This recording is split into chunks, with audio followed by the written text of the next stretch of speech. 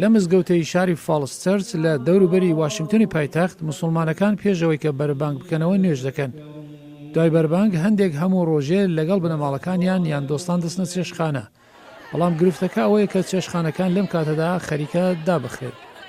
هەوڵێکی دەست پێشخەری بە ناوی خواردنی دوای تاریکایی دەستی پێکردو و هانی چێشتخانەکان دەدات کە درەنگ دای بخەن بۆ ئەوەی مسلمانان لە ماوەی مانگی ڕەمەزاندا بژارەی زیاتریان بۆکردنەوەی بەربانکە بێت. ئەو بیرۆکەیە هی ئەو خانمە مەسیحیەیە.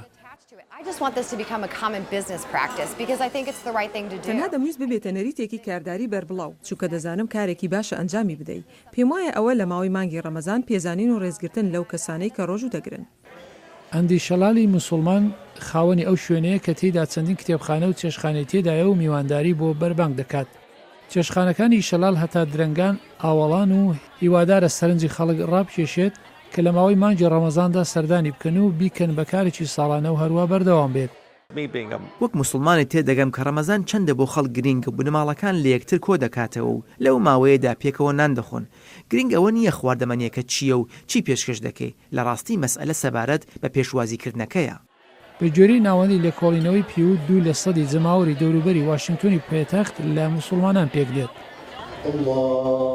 ئەم بەربانگە کە لە کۆڕە کۆبوونەتەوە لە کاتی بەربانگ ئەم کۆڕەکە لێک کۆبوونەتەوە لەلایەن کۆمەڵی نووسرانی مسلمان لە واشنگتنی پێتەخت پێکاتوە. ئەو گروپا پێش بەربانگ نوێژ دەکات.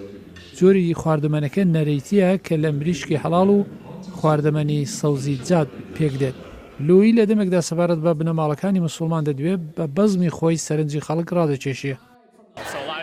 خەڵکێکی زۆر هاتوونە تا دەوروبەری واشنگتن و خزم و کەسوکاریان لێ دوورە. ئەوان ڕەنگە لێرە کەمێک کەس بناسن. ڕەمەزان کاتێ باشە یەکتری بناسن بۆیە هەرچەندە پێکەوە تا درەنگانی شەو بمێنینەوە خواردن بخۆین باشترە.